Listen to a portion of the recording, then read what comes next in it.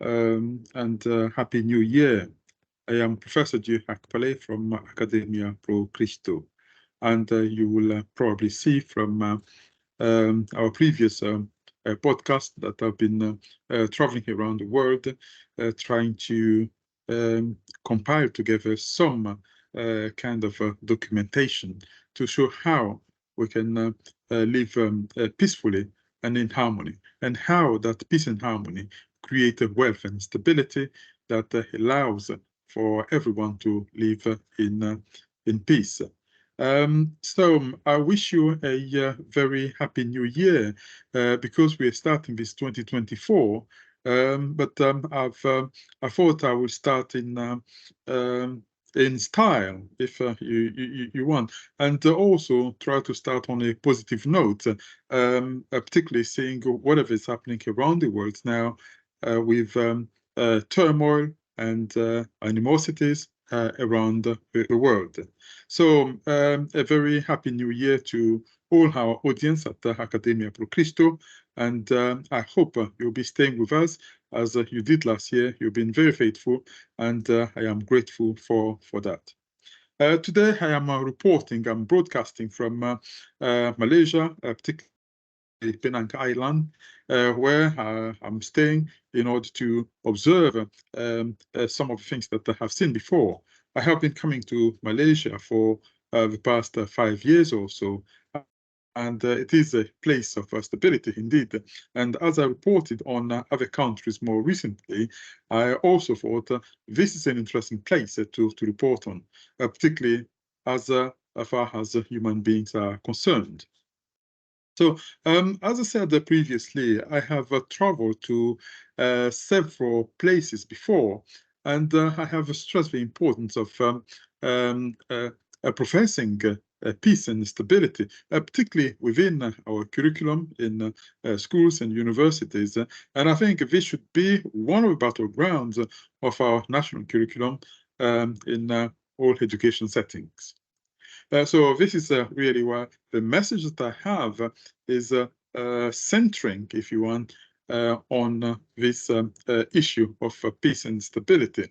And in this 2024, particularly in the early days, I want to start on a good note by looking at the Malaysian experience.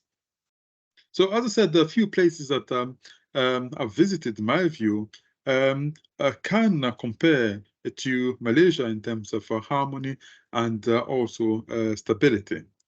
Because in Malaysia, broadly, everyone can get by the business without the fear of the bombs dropping on their heads, and also without the fear of intruders coming into their communities and committing the atrocities that we have witnessed in recent days or recent months in other part of the world.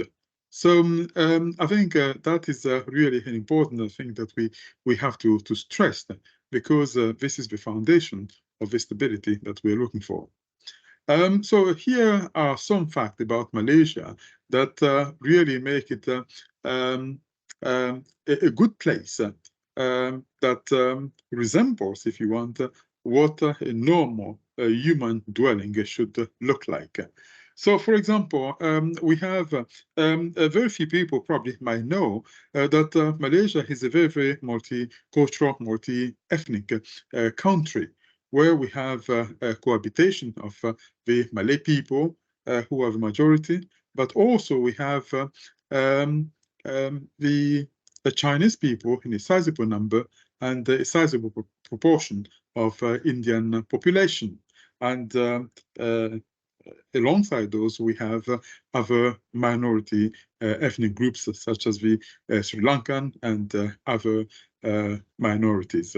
And on top of them, we have the visitors, the tourists like myself, coming occasionally to enjoy the peace and stability that we have in Malaysia.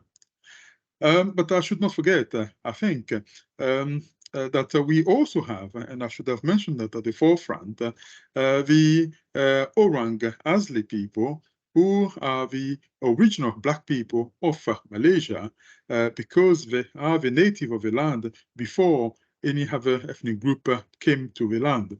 But today the Orang Asli groups are fairly small in numbers and fairly pushed into the rainforest.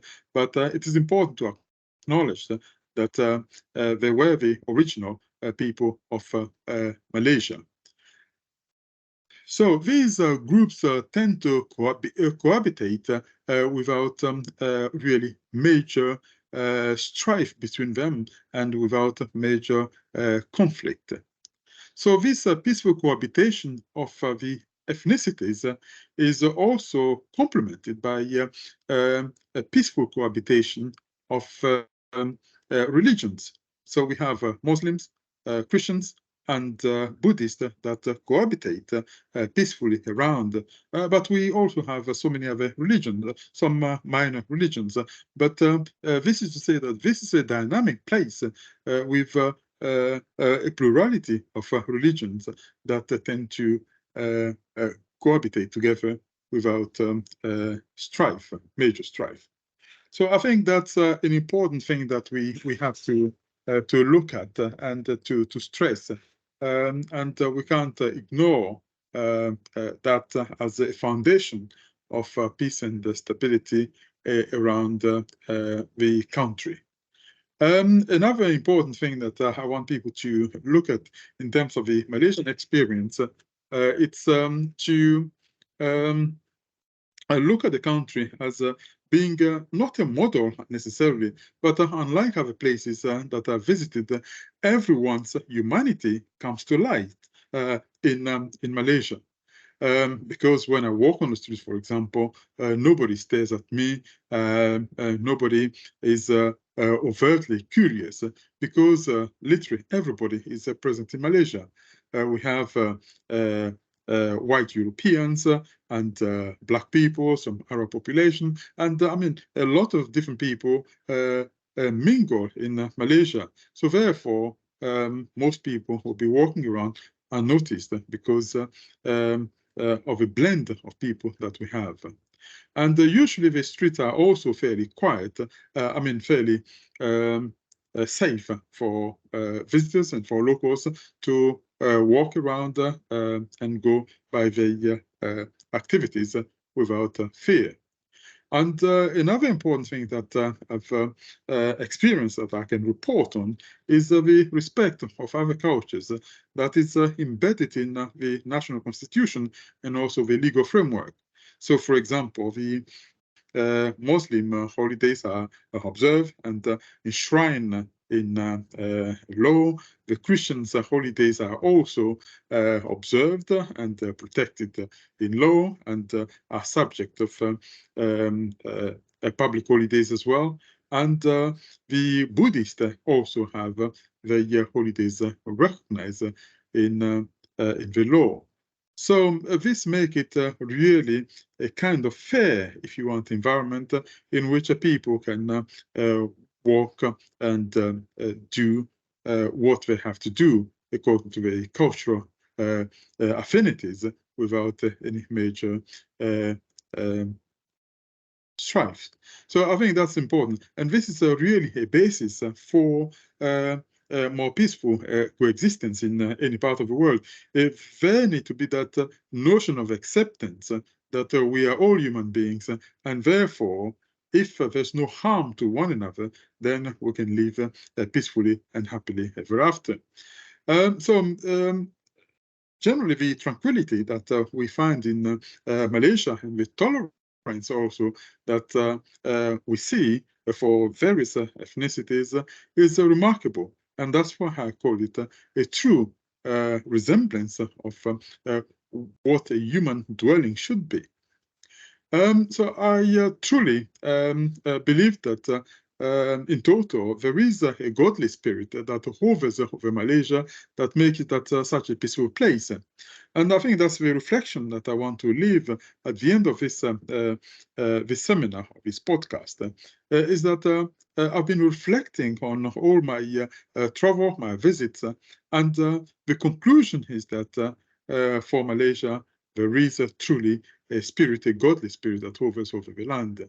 And my only hope is that this godly spirit spreads across the nations, other nations, and other nations can find peace and stability as well in their daily lives and operation, so that everybody can walk and go by the daily business without fear of persecution, fear of discrimination, and fear of oppression.